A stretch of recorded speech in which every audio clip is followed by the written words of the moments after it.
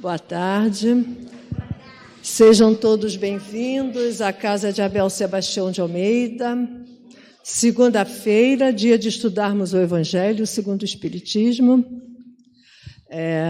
Antes de ouvirmos o estudo que a Sueli vai apresentar, a nossa irmã Eliana vai fazer a leitura de preparo.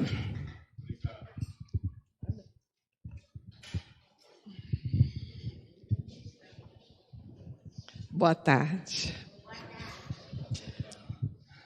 Não somente livro Fonte Viva, Espírito Emmanuel, psicografia Francisco Cândido Xavier. Nem só de pão vive o homem, Jesus em Mateus capítulo 4, versículo 4. Não somente agasalho que proteja o corpo, mas também um refúgio de conhecimentos superiores que fortalecem a alma. Não só a beleza da máscara fisionômica, mas igualmente a formosura e nobreza dos sentimentos. Não apenas a eugenia que aprimora os músculos, mas também a educação que aperfeiçoa as maneiras. Não somente a cirurgia que extirpa o defeito orgânico, mas igualmente o esforço próprio que anula o defeito íntimo. Não só o domicílio confortável para a vida física, mas também a casa invisível dos princípios edificantes em que o espírito se faça útil, estimado e respeitável. Não apenas os títulos honrosos que ilustram a personalidade transitória, mas igualmente as virtudes comprovadas na luta objetiva que enriqueçam a consciência eterna. Não somente claridade para os olhos mortais, mas também luz divina para o entendimento imperecível. Não só aspecto agradável, mas igualmente utilidade viva. Não apenas flores, mas também frutos. Não somente ensino continuado, mas igualmente demonstração ativa. Não só teoria excelente, mas também prática santificante. Não apenas nós, mas igualmente os outros. Disse o Mestre, nem só de pão vive o homem. Apliquemos o sublime conceito ao imenso campo do mundo. Bom gosto, harmonia e dignidade na vida exterior constitui dever, mas não nos esqueçamos da pureza, da elevação e dos recursos sublimes da vida interior, com que nos dirigimos para a eternidade. Vamos agora ouvir a nossa irmã Sueli, que vai apresentar o estudo do capítulo 23, Estranha Moral, os itens 7 e 8. Deixai que os mortos enterrem os seus mortos. Um bom estudo a todos.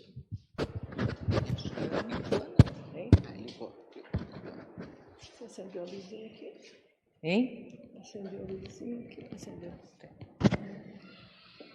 Boa tarde para todos, sejam muito bem-vindos. É bom chegar aqui e encontrar sorrisos já conhecidos, amigos, estarmos juntos fazendo um estudo. Confesso que esse capítulo 23, para mim, tem sido bem difícil. E já não é a primeira vez que eu falo nesses itens 7 e 8, mas quanto mais eu leio, quanto mais eu reflito, mais possibilidades eu encontro de entender as intenções de Jesus quando deixou essa ideia para as pessoas do seu tempo. E é nisso que reside, acho eu, a grande dificuldade do Evangelho. Nós estudamos aqui às segundas-feiras, em doses homeopáticas, o Evangelho de Jesus. Por trás das palavras há intenções, há conselhos, mas são intenções e conselhos elaborados para vararem o tempo e o espaço. Então, por conta disso, eles abrem uma quantidade incrível de entendimentos. Eu procurei pensar muito, refletir muito sobre essa estranha moral, porque se a gente pensar, nesse capítulo, nós temos odiar os pais, abandonar pai e mãe, deixar aos mortos o cuidado de enterrar os seus mortos, não vim trazer a paz, mas a espada. Vejam, são conceitos que num primeiro momento nos chocam. Não é possível encontrar essas afirmações no corpo doutrinário de Jesus, que era o próprio amor. Como contrapor essas afirmativas à certeza do exemplo de Jesus, que se deixou crucificar por amor à humanidade? Então, é preciso que nós tenhamos, assim, muita atenção, porque vai chegar uns momentos em que eu tenho certeza, na cabeça dos senhores, vai bater a dúvida, a dificuldade de entender. Eu tentei esmiuçar isso para que a gente possa entender tudo que tem aí nos livros a respeito desse capítulo 23. E vejam bem, já foi falado sobre odiar os pais, o que é que significa, aquela parece brincadeira, mas não é não. As palavras nascem, crescem, amadurecem e algumas desaparecem.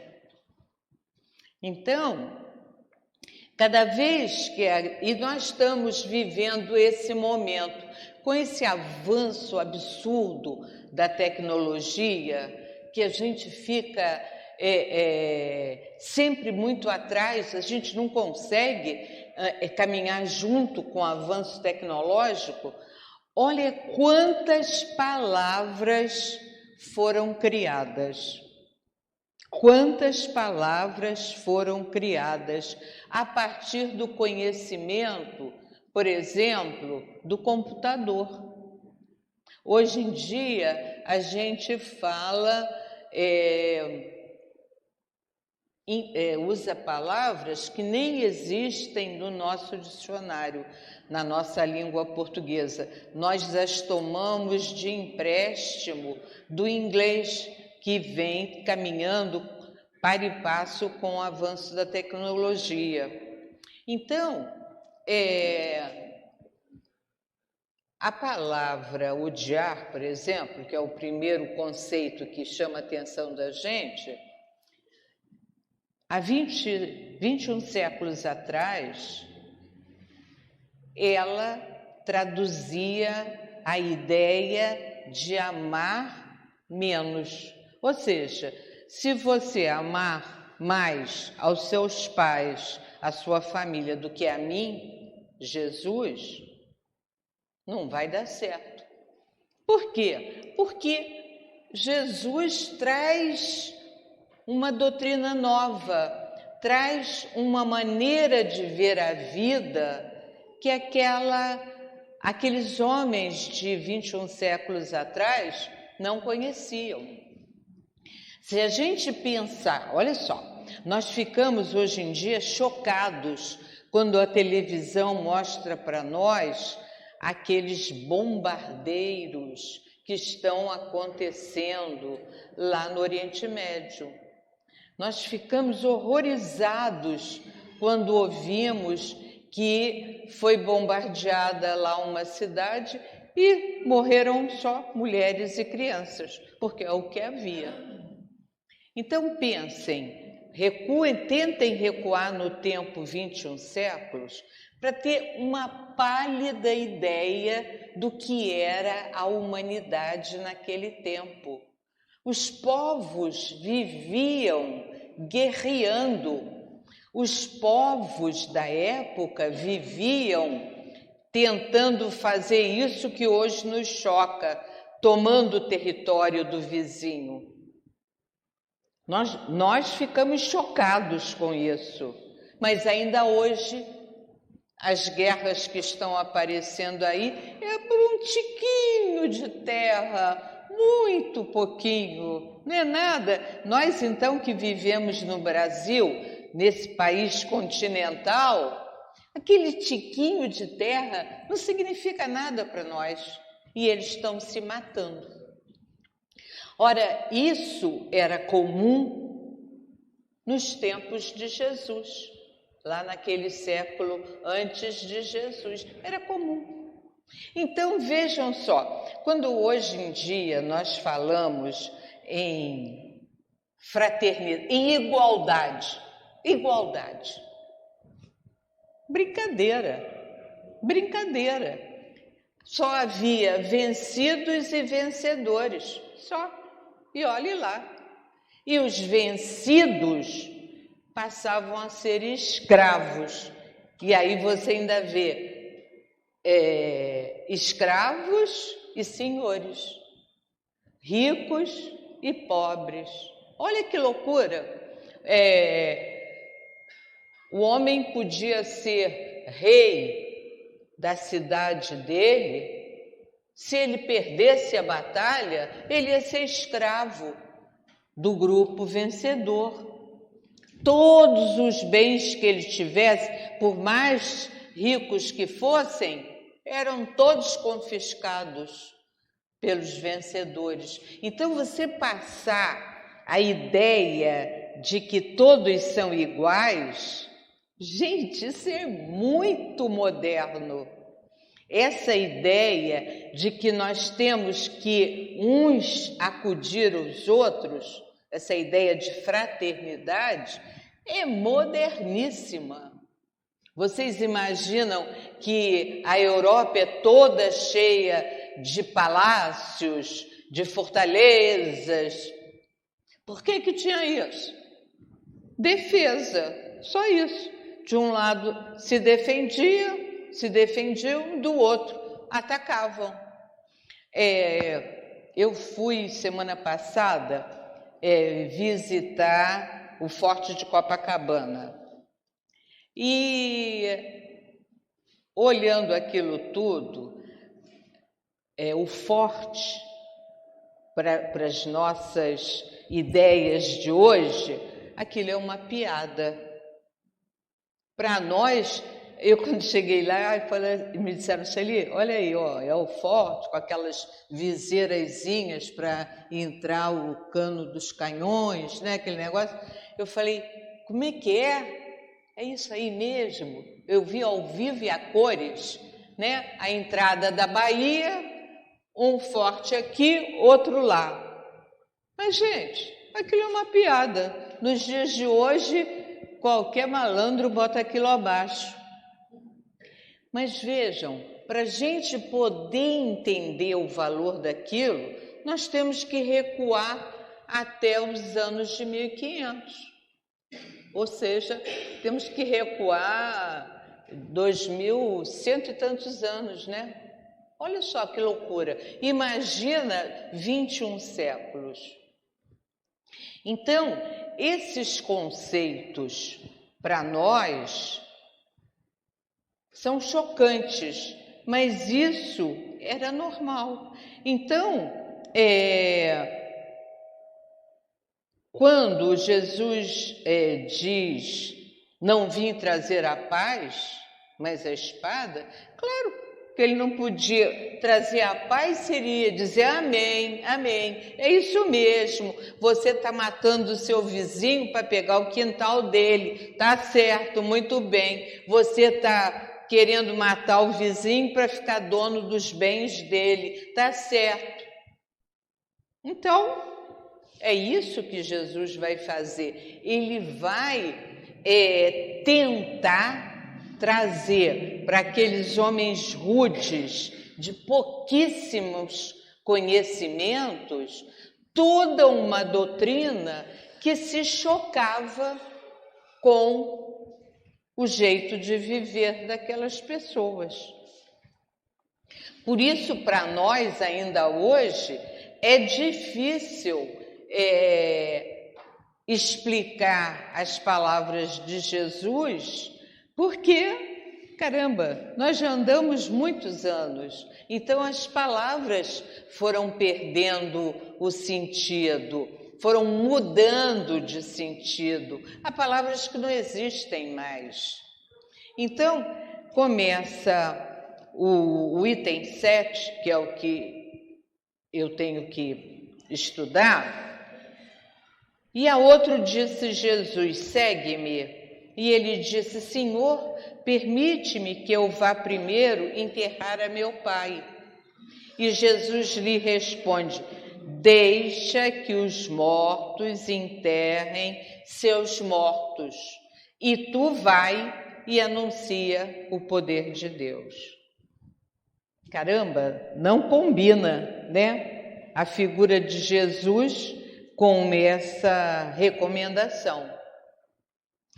Mas, se a gente começar a perceber o sentido mais amplo dessas palavras, Jesus era o amor. A partir dessa ideia que Jesus era o amor, nós começamos a refletir sobre essas palavras de Jesus. Comecemos por lembrar que o Cristo Jesus jamais escreveu seus ensinamentos. Falava e falava por parábolas, não só para se fazer entender por aquele povo rude da sua época, mas também para atravessar o tempo e o espaço, em todos os tempos, em todos os lugares, e se manter atual em qualquer lugar e a todo momento.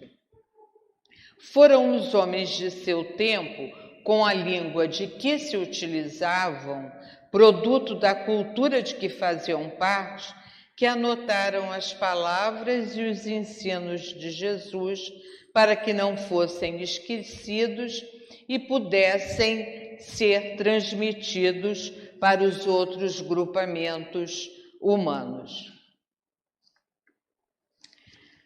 Muitos anos após a morte de Jesus, João, Mateus, Lucas e Marcos, que eram pessoas simples, a maioria pescador, pouquíssimos conhecimentos, redigiram do que se lembravam desses ensinamentos e o fizeram da forma que lhes foi possível, permeados por conceitos e preconceitos. No idioma hebraico e em dialetos do hebraico, como o siríaco é a língua de Jesus, a língua que Jesus usava. Nem era bem o hebraico, era um dialeto do hebraico. Então, foi assim que chegaram para nós os ensinamentos de Jesus. Aí lembrando, olha só, a loucura que foi. Jesus falava siríaco.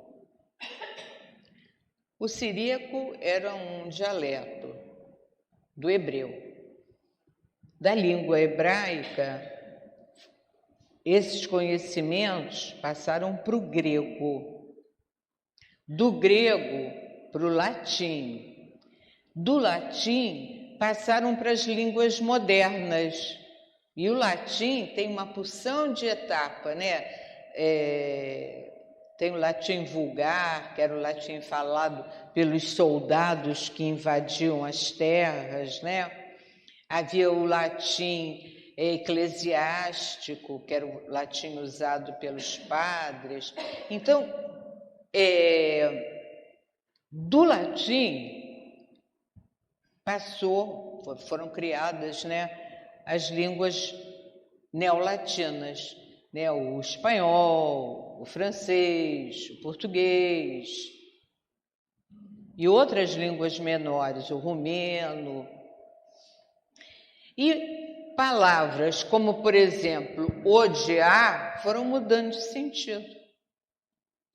Então, de amar menos, seu significado inicial, para detestar ou não gostar, o significado atual. Odiar é um exemplo que foi tomado, mas tem milhares de palavras que foram se modificando no decurso da tradução, e algumas palavras não foram traduzidas, porque não foi encontrado palavra que se assemelhasse nos diferentes... Eu sempre me lembro, vocês também com certeza, da palavra saudade, que não é traduzida para os outros idiomas. No espanhol tem nostalgia, é a palavra mais próxima. No inglês nem pensar, muito menos no francês. Então há palavras que a gente não consegue traduzir.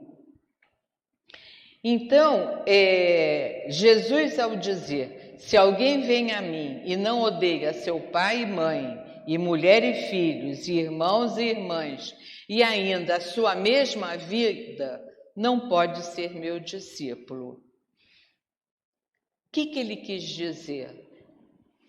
Que para ser discípulo de Jesus, tinha que amar Jesus acima de tudo. E aí a gente fica pensando, mas como que eu vou amar Jesus que eu não conheço e amar menos a minha parentela? É fácil. Lembra só, casamento não é dissolúvel, a gente não separa, e às vezes até com raiva. Olha só, filho, você ama pra caramba e ele não te abandona, não te coloca nos asilos da vida. Então vejam, a gente precisa amar Jesus e a Deus sobre todas as coisas, porque todos os outros amores que nós temos são mais ou menos. A gente ama apaixonadamente ao companheiro, até que um dia você descobre outro, muito mais interessante. E acaba se afastando, né, não? A gente, na relação pai e filhos, acontece muito isso. Quando você tem vários filhos, conversa fiada dizer que ama a todos do mesmo jeito. Não, tem um que você gosta mais, que enche mais as suas necessidades maternas e paternas. A minha mãe dizia sempre isso: amo os meus filhos do mesmo jeito. E eu falava, não, mas você gosta mais do Beto. A gente sempre falava isso, ela ficava zangadíssima. Não, eu amo todos igual. Não amo não, mamãe. Claro que a senhora sempre dá colher de chá para ele. Ele sempre pode fazer besteira, mas não vai receber castigo como nós. E era verdade, mas isso é natural. Por que isso é natural? Porque quando você recebe os filhos, você recebe espíritos que precisam ser reeducados uns, outros que precisam ser ajudados, abrigados. E você também recebe, às vezes a gente não fala assim, poxa, você nem parece filho da dona fulana de tal. Não é mesmo. É um outro espírito que nunca participou daquele grupo familiar. Ele é um daqueles espíritos que necessita muito ou de disciplina, ou de amor abundante, ou de orientação moral, e realmente ele não fazia parte daquele grupo familiar de espíritos que reencarnam naquela família. E a gente cansa de falar, poxa, você parece filho do vizinho, não tem nada a ver nem com o pai nem com a mãe, e é um fato. Então, Jesus, óbvio que ele sabia muito bem que a gente tinha encarnação e mais encarnação pela frente, que as famílias reuniam espíritos, às vezes espíritos amigos, outras vezes espíritos a quem a gente devia alguma coisa, ou o pai era devedor daquele filho, ou o filho era devedor daquele pai, ou aquela mãe tinha sido em outras vidas responsável por grandes tragédias com relação àquele filho. Então, o núcleo familiar é composto por espíritos que precisam acertar o passo, que precisam desenvolver a fraternidade, que precisam ser caridosos uns com os outros. Então, por isso é que Jesus disse, vocês têm que amar a Deus sobre todas as coisas, não é não? E ao próximo como a si mesmo. Então, a ideia de deixar pai, mãe, casa, irmãos, irmãs, é meio chocante para a gente, porque vivemos num mundo de fantasia, mas na hora do vamos ver, ele tinha toda a razão quando falava isso. Então, seguir Jesus era abandonar o interesse individual para trabalhar pelo bem comum. Naquela época não tinha isso não. Era cada um por si, Deus por todos. Era deixar o conforto de casa pela solidão dos caminhos da pregação da nova moral. Se a gente lembrar por onde Jesus andou, ele andava nas estradas poeirentas. Ninguém ouviu dizer que ele tinha casa. Depois que ele passou ao apostolado, ele não tinha casa. Ele vivia da caridade dos seus contemporâneos.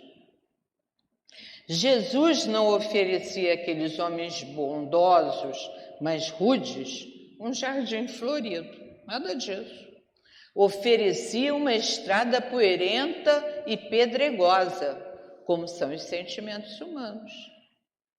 Ele sabia que ao longo das muitas reencarnações, as relações familiares se alterariam, que outros entrelaçamentos espirituais aconteceriam e que apenas a fraternidade vigoraria. Então, mais uma vez, a gente tem que pensar que Jesus veio trazer uma moral nova entre um povo que guerreava o tempo todo. Ele pregava a igualdade. Entre um povo que se assenhoreava dos bens e da vida dos vencidos, ele queria mostrar a beleza da igualdade, da fraternidade, da solidariedade.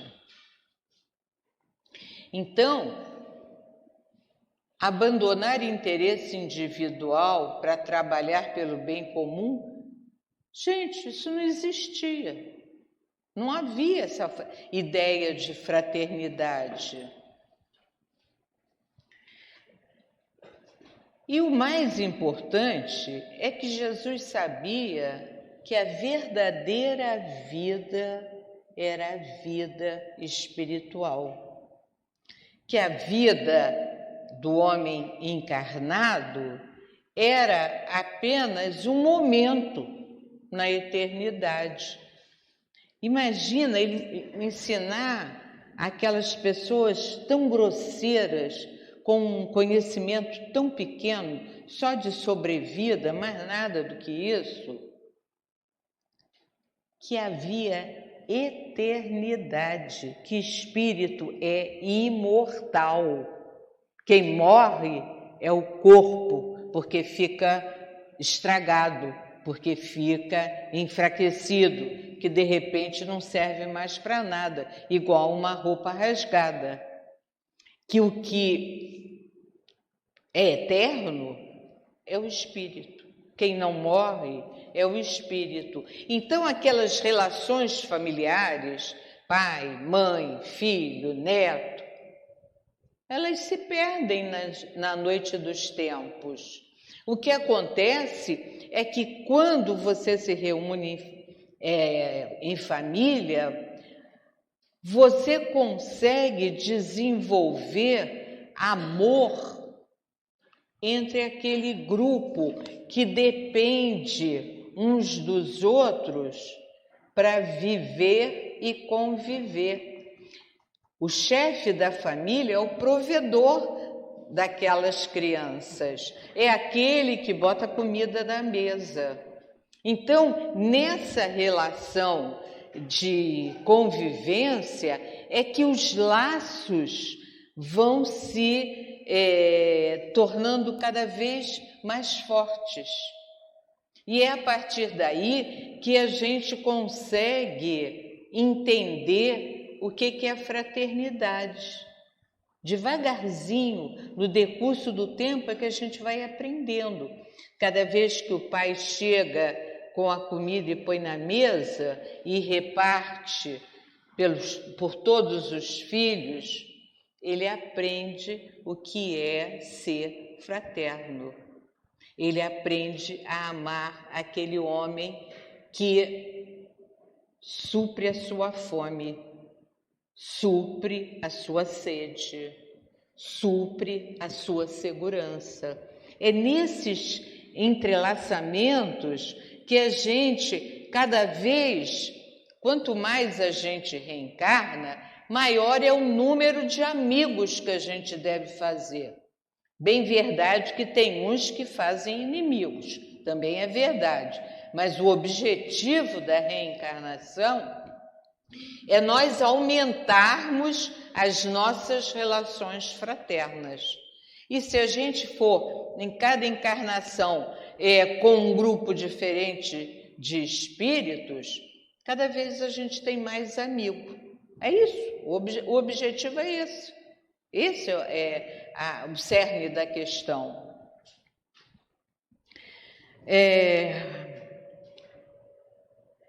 Por outro lado, Jesus enfatizava que todo que deixar por amor do meu nome a casa, ou os irmãos, ou as irmãs, ou o pai, ou a mãe, ou a mulher, ou os filhos, ou as fazendas são os bens materiais, os dinheiros, receberá 100 por 1 e possuirá a vida eterna.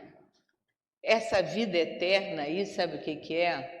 É a felicidade, que a gente só encontra no reino de Deus, que no final das contas está dentro de nós. Olha que coisa linda!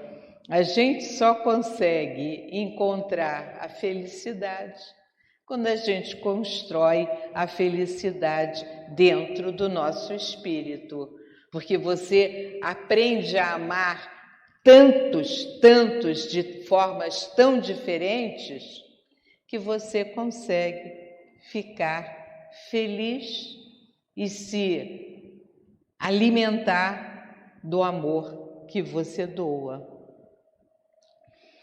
Jesus desejou enfatizar a necessidade do desapego aos bens materiais para melhor entender a eternidade do espírito. Simples. Tudo que é material estraga, né? Se decompõe. Até as pedras do rochedo, pela ação dos ventos, pela ação da água que bate sem parar naquele pedaço de rochedo, ela não se desfaz? Ela não faz desenhos próprios? Então, tudo que é material se acaba de alguma forma. Agora, o sentimento não está no nosso corpo, o sentimento está no nosso espírito. Esse não acaba nunca. E a gente não pode deixar que os nossos sentimentos se degradem. Nós precisamos, por isso a reencarnação, tornar cada vez de melhor qualidade os nossos sentimentos. Ou seja, tudo quanto a gente sabe que é vício tem que ser afastado da nossa vida. Quem se apegar aos bens efêmeros da matéria não poderá gozar da plenitude da vida espiritual dentro da sua dimensão de eternidade, porque nada que é material é eterno. Então, Jesus quer que nós não fiquemos preocupados apenas com o nosso pequeno núcleo de familiares, mas que olhemos para o próximo como parte da grande família universal, porque família para valer é a família universal. Graças a Deus, faço um parênteses aqui, esse sentimento da universalidade familiar é muito bem conhecido pelo povo brasileiro. Por isso, a despeito de nós não sermos grandes riquezas, tenhamos feito grandes avanços tecnológicos e científicos, mas o que o mundo inteiro se sente atraído pelo Brasil? Pelo acolhimento.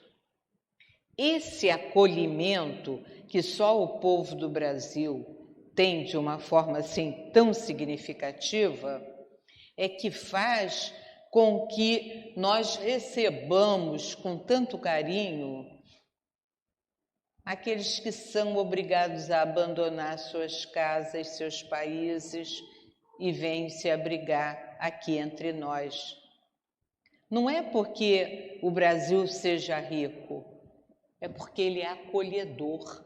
Ele não pergunta de onde você vem, nem por que você está aqui. Ah, ele é muito simpático e fica bem acolhido.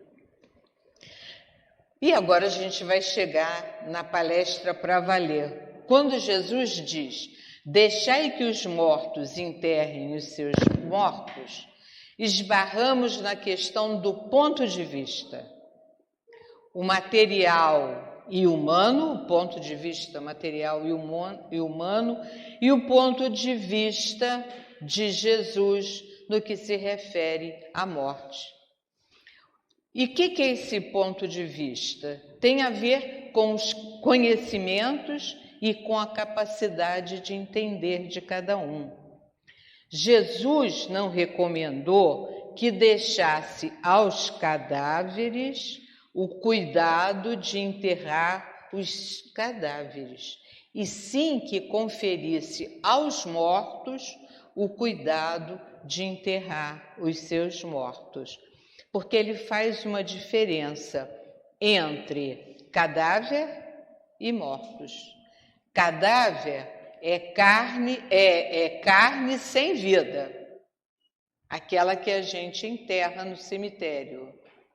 Enquanto morto é alguém que se ausenta da vida, dessa vida material. Aí a gente começa a pensar, né? Aí entra as nossas reflexões. Há muita gente que perambula nas sombras da morte sem morrer. São os homens que cristalizam a mente no egoísmo, na vaidade e não evoluem nem partilham a experiência comum. São aqueles que se fecham em si mesmos, já estão mortos. Eles não compartilham nada com ninguém. São os sepultados no ouro, no vício, nas ilusões. São os encarcerados nas sombras, sombra do medo. São os sepultados no pranto da bancarrota moral ou material. São os que se desesperam porque perderam tudo ou porque não tem mais nada de moralidade que os detenha na senda dos crimes.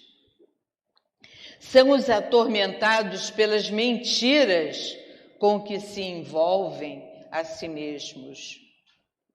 Para Jesus, a verdadeira vida é a espiritual, e mortos, espiritualmente falando, são os homens encarnados. A eles cabe a tarefa de enterrar aqueles que lhes são iguais. Ele não disse para deixar que o pai daquele discípulo ficasse insepulto, não é isso. Ele quis apenas aproveitar aquele momento em que eles estavam refletindo, discutindo, e mostrar que quem perdeu a vida material tem que ser sepultado, sim. Mas a gente tem que entender que todos nós, espiritualmente falando, somos mortos, porque nós saímos do mundo da pátria espiritual e reencarnamos num corpo perecível. Então, aquela paz que a gente imagina exista nas camadas mais altas da atmosfera, devem ser camadas de paz, de mais tranquilidade, de muito trabalho, com certeza, mas onde as pessoas se respeitam, se amam, têm paciência umas com as outras.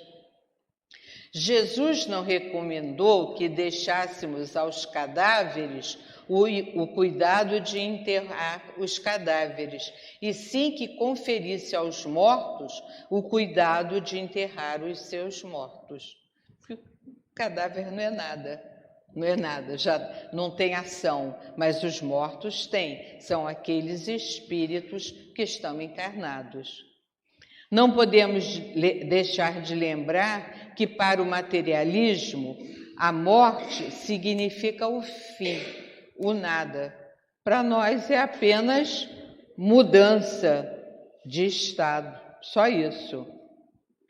Para o espírita significa o renascimento espiritual, além de significar uma chance que se abre para que no futuro possamos ser perdoados pelos muitos erros cometidos por meio da reencarnação.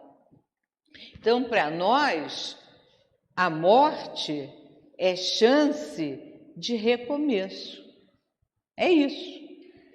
O corpo de carne não está servindo mais, temos que trocar, né? Temos que conseguir outro corpo, para que a gente possa continuar no nosso trabalho de melhoramento moral, de sermos pessoas de melhor qualidade.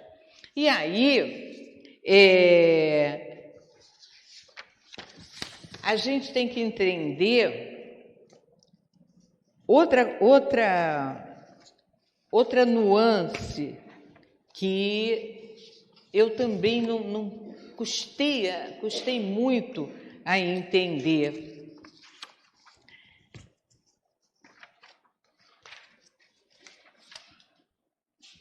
Mortos também está ligado àquela ideia de nós precisamos acabar com as nossas características morais de baixa qualidade.